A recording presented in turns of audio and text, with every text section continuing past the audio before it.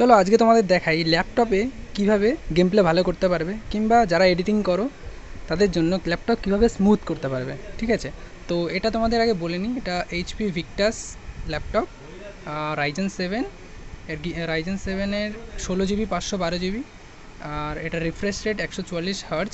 ওকে, so ল্যাপটপের বয়স 1 বছর হয়ে গেছে। তো আজকে তোমাদের দেখাবো যে মার্ক সুইচ কীভাবে চেঞ্জ করতে হয়। ওকে, তো সবার প্রথমে তোমাদের কি করতে হবে, এই যে ওমান গেমিং হাব আছে, এখানে ডাইরেক্ট সুইচও আছে, এটা ইউজ করতে পারবো আমি, কিংবা এখানে তোমরা দেখতে পাবে এখানে একটা অপশান আছে, এটাকে ক্লিক করলে সঙ্গে সঙ্গে তোমাদের ওটা খুলে যাবে। দেখো এটা খুলে গেল। এখানে তোমাকে দেখে দেবে সিপিইউ কত পার্সেন্ট, কত ডিগ্রি তাপমাত্রায় আছে, জিপিইউ কত পার্সেন্ট ইউজ হচ্ছে, র্যাম কত পার্সেন্ট ইউজ হচ্ছে। ওকে, সো এখানে দেখো কিছু অপশানস আছে, এখানে ভিক্টাস ল্যাপটপ বলে একটা অপশান আছে। ওকে, এখানে অনেক অনেক রকম কাজ তুমি করতে পারবে, কিন্তু এই লাইট স্টুডিও, এখানে তুমি তোমার কিবোর্ডে যে যত রকম লাইট আছে, অনেক ডিজে লাইট করতে পারবে, RGB লাইট করতে পারবে, সিঙ্গেল লাইট করতে পারবে, ওটা আমি পরের দিন দেখাবো।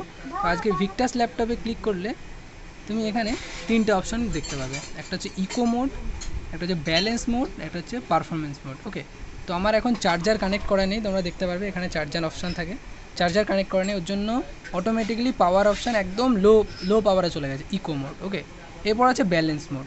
ব্যালেন্স মোড ক্লিক করলে তোমার ল্যাপটপটা একটু কম গরম হবে, কিন্তু পারফরমেন্স লেভেল ঠিকঠাক দেবে। কিন্তু তুমি যদি চাও গেম খেলতে বা এডিটিং করতে, তখন হাই পাওয়ারের দরকার হয়, তখন তোমাকে পারফরমেন্স মোড করে নিতে হবে।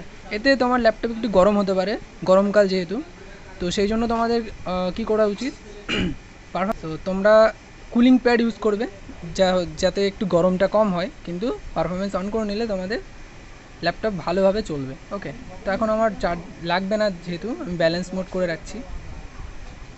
So thank you everyone.